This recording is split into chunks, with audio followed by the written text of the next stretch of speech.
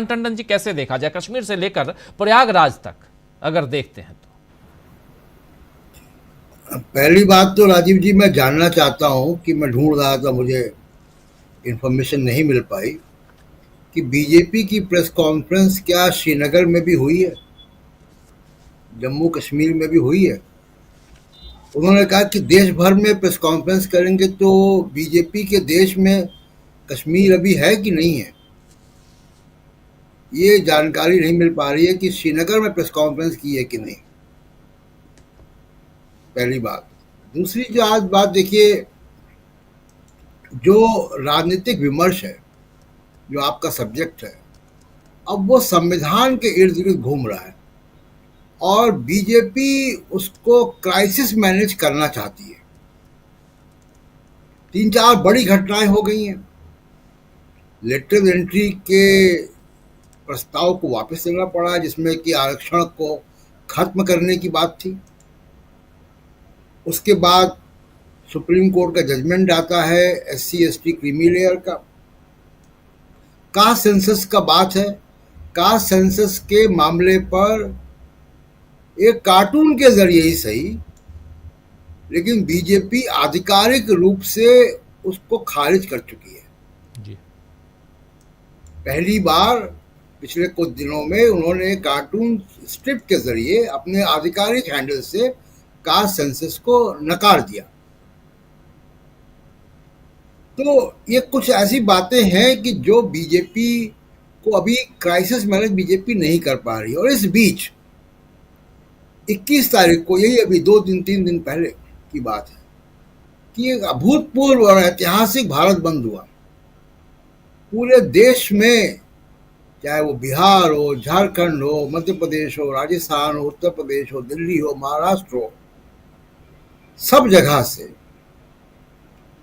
लोग आरक्षण के समर्थन में, सुप्रीम कोर्ट के फैसले के खिलाफ, कास्ट सेंसस के समर्थन में पूरे देश में लोग निकल कर आए नीले झंडे लिए हुए।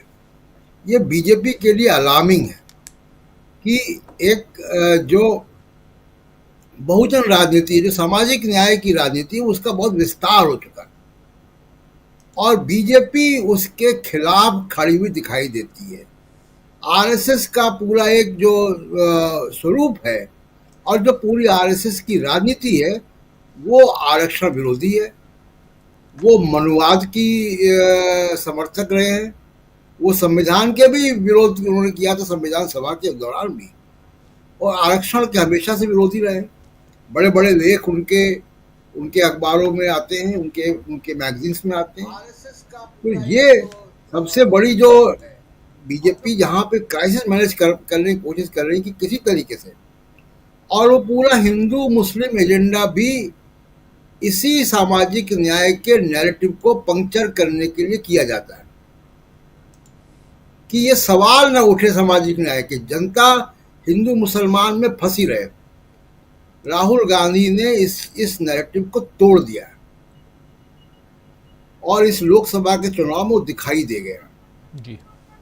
कि सामाजिक न्याय का मुद्दा पूरे देश में प्रखर तौर पर आ गया। संविधान का मतलब है, संविधान बचाने की आवश्यकता किसको है?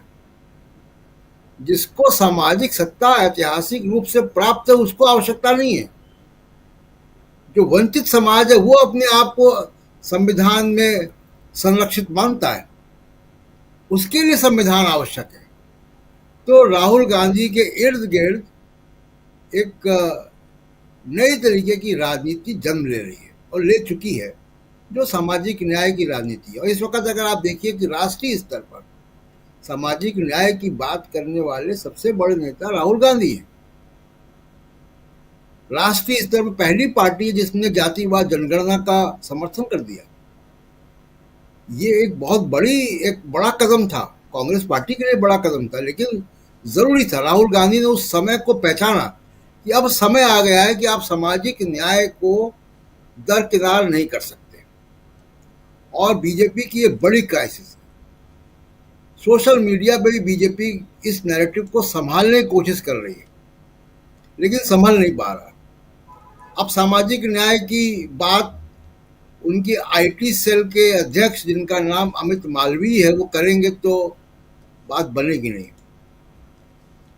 तो इसलिए अभी वो लेकर आए हैं इंफॉर्मेशन ब्रॉडकास्टिंग मिनिस्ट्री में एक सलाहकार के पद पर, जो पत्रकार थे और सोशल मीडिया इन्फ्लुएंसर, और वो काफ़ी समय से मनुवाद के खिलाफ लिखते बोलते रहे हैं।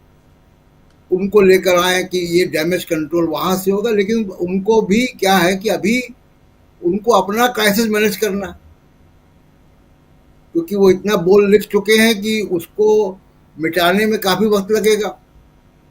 तो बीजेपी चारों तरफ से इस सामाजिक न्याय के मुद्दे पर फंसी हुई दिखाई देती है।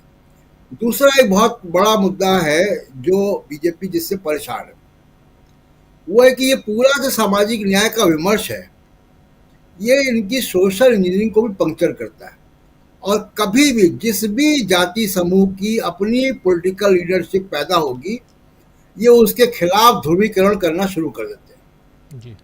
चाहे वो यादव हो, चाहे वो जाटव हो, चाहे वो जाट हो, मराठा हो, जिस भी समूह के पास अपनी पॉलिटिकल लीडरशिप आती है उसके खिलाफ बीजेपी ध्रुवीकरण शुरू करती। वो सोशल इंजीनियरिंग है। ऐसा नहीं है कि जो जातियां अभी जिनको क्रीमी लेयर मानकर बाहर किया गया या वो किया गया कि इनको quota within quota supreme court ने किया, कल को उनके पास पॉलिटिकल लीडरशिप होगी तो बीजेपी उनके खिलाफ ही राजनीति करेगी। जी। जाट तो कल तक बीजेपी के साथ थे ना। जब जाट के पास पॉलिटिकल लीडरशिप आई, जब उनका असर्शन हुआ तो आपने किनारे कर दिया, उनको इस्तेमाल किया, उसके बाद खट्टर को आपने बना दिया। तो ये बीजेपी की नीति रही है, और इस पूरे सामाजिक न्याय विमर्श में बीजेपी के पास अभी कोई सलूशन नजर नहीं आ रहा, क्योंकि इनका जो पारंपरिक और ऐतिहासिक जो इनके ऊपर जो विचारधारा का बोझ है वो मनुवादी है, वो आरएसएस है। तो इससे वो विंडो ड्रेसिंग करके किसी एक व्यक्ति को लाकर सामने खड़ा करके कोई एक सोशल मीडिया नैरेटिव चला के कर नहीं सकते, और राहुल गांधी ने इनको इसलिए जातिवाद जनगणना में फंसा दिया है। नरेंद्र मोदी की मजबूरी है कि वो जातिवाद जनगणना का समर्थन नहीं कर सकते, और जातिवाद जनगणना का समर्थन नहीं करेंगे तो उनकी कंस्टिट्यूएंसी भी खिसकेगी। अब इतना बड़ा नैरेटिव हो गया, उसकी तोड़ क्या है? हिंदू मुसलमान राजनीति। बुलडोजर चला के एक नैरेटिव खड़ा करो मुसलमानों के खिलाफ और उन चीजों को पीछे करो। ये राजनीति